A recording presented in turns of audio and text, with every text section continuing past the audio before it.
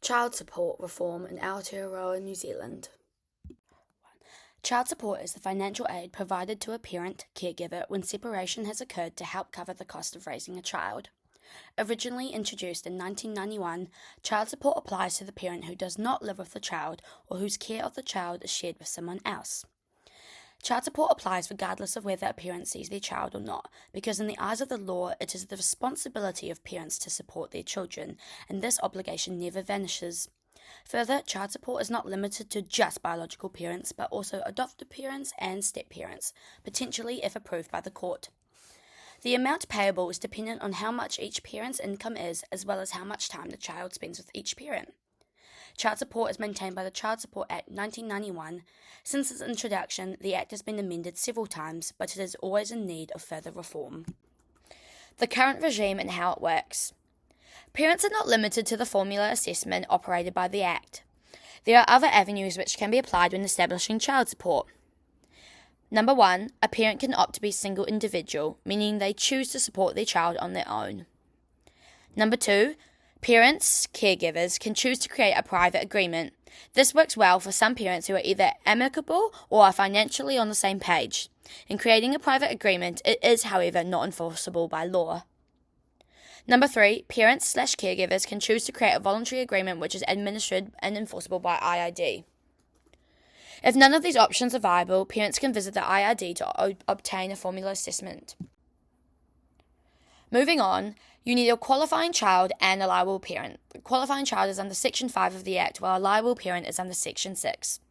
Once you have a qualifying child and a liable parent, someone applies for a formula assessment. The formula assessment consists of 1. The liable parent's income percentage. This is the financial responsibility each parent carries based on their income. 2. The liable parent's care cost percentage. Nights per year the child spends with each parent, calculated on IID. Lastly, the child expense amount for a qualifying child. This is the average cost of raising a child. IID looks at the combined incomes of parents, the number of children being supported, as well as the age of the child. Age matters because older kids are generally more expensive.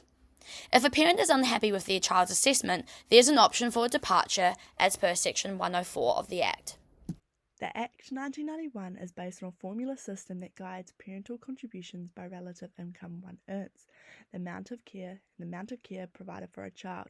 It is evident that this formula does have some positives to it as it is predictable and efficient. However, there are some critiques of the system, as it lacks child interest and is seen to be too rigid. The formula will be critiqued in two ways: lack of flexibility for unique circumstances and perceived inequalities for shared care situations. Firstly, there is a lack of flexibility for special circumstances in the procedural formula system. Solo mothers come to greater barriers when it comes to working, as there is a lack of family support and resources for children. This is an example of special circumstances of a mother's situation.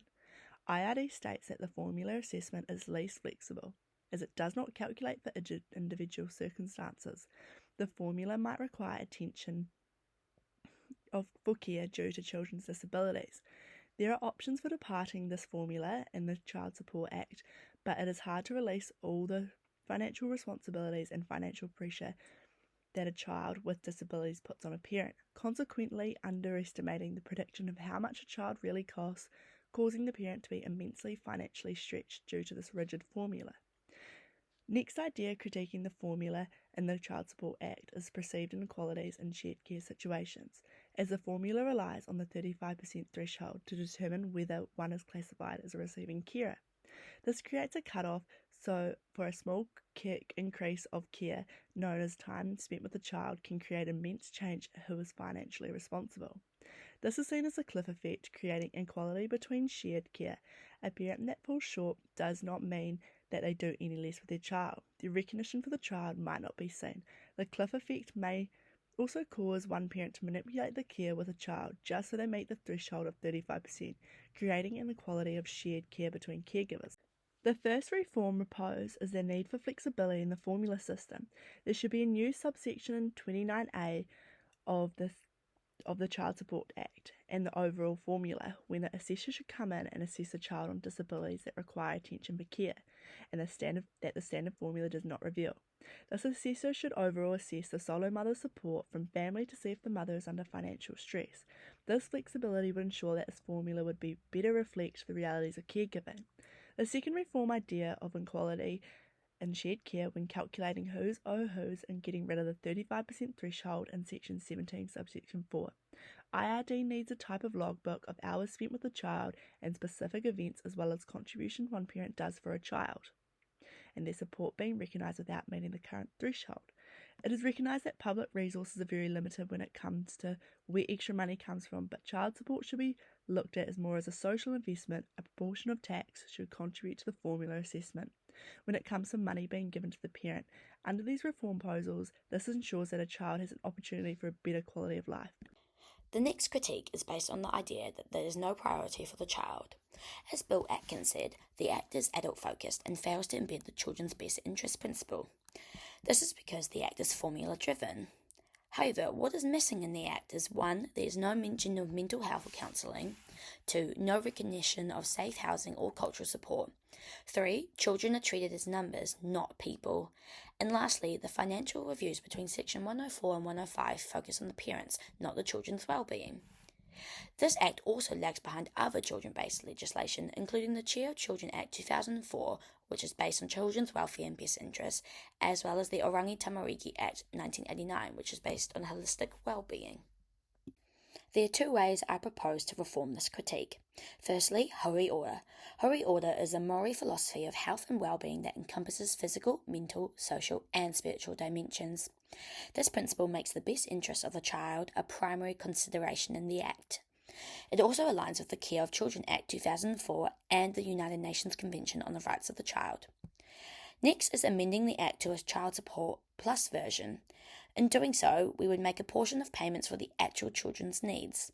For example, therapy, school costs, extracurricular activities, and safe housing. The goal of this reform is to shift from a parent-centred to a children-centred system where money supports children's well-being, including mental health. The Act was meant to put children first, but in reality it often does the opposite. If a parent misses a payment, Section 135 kicks in. Penalties are added straight away, and they keep compounding month after month. The problem is those penalties don't go to the child, they go to the Crown. So instead of helping the child, parents just sink deeper into debt to inland revenue. Section 128 makes it worse by treating child support debts as money owed to the government, not the child. The IRD becomes the creditor, using heavy-handed tools like wage deductions, bank seizures, even passport cancellations.